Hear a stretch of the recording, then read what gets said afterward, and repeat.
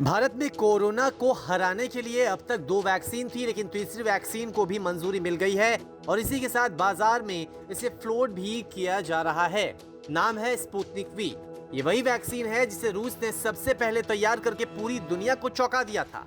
अब इसकी सप्लाई भारत में भी की जा रही है। इसी बीच कई लोग स्पुतनिक वी वैक्सीन लगाने की प्लानिंग कर रहे हैं, लेकिन समस्या ये है कि आखिर ये वैक्सीन लगवाएं तो कहां, और साथ ही सवाल ये भी है कि आखिर इस वैक्सीन को लगाने की प्रक्रिया है क्या। दरअसल एक और गुड न्यूज आई है, वो है ये कि अब जून महीने के दूसरे हफ्ते से स्पुतनिक वी वैक्सीन भी अस्पतालों में लगवा सकेंगे। भारत में कोरोना की तीसरी वैक्सीन स्पुतनिक वी की रफ्तार भी तेज होने वाली है। अपोलो ग्रुप ने घोषणा की है कि वो जून के दूसरे हफ्ते 10 लाख वैक्सीन आम लोगों को हर सप्ताह लगाएगी।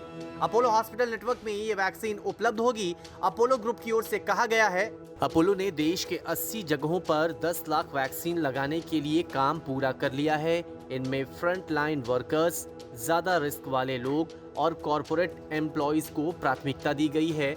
जून में हम हर हफ्ते 10 लाख टीका लगाएंगे। जुलाई में इसे बढ़ाकर दोगुना किया जाएगा।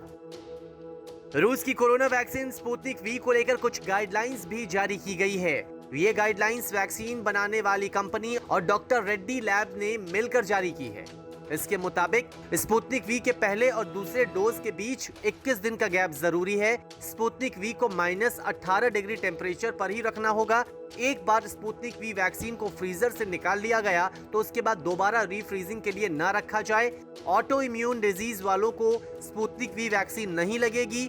गर्भवती महिलाएं, ब्रेस्ट फीडिंग वुमेन को भी स्पुतनिक वी वैक्सीन नहीं लगाई जाएगी, क्योंकि स्टडी अभी पूरी नहीं हुई है।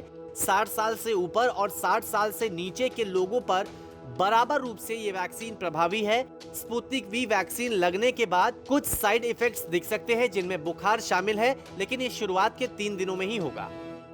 भारत दुनिया का ऐसा 60वां देश है जिसने रूसी वैक्सीन स्पुतनिक वी के इस्तेमाल को मंजूरी दी है। अब तक जिन देशों में इस टीके को मंजूरी दी गई है, उनमें दुनिया की 3 अरब से ज्यादा यानी विश्व की 40% आबादी रहती है। स्पुतनिक वी को काफी असरदायक माना जा रहा है। ऐसे में भारत में भी कई मेडिकल एक्सपर्ट्स ने इस वैक्सीन की सराहना की है।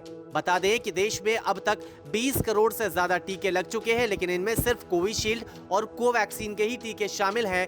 हालांकि इस बीच राहत की खबर यह है कि देश में कोरोना संक्रमण की रफ्तार धीमी हो रही है। न्यूज़ तक ब्यूरो।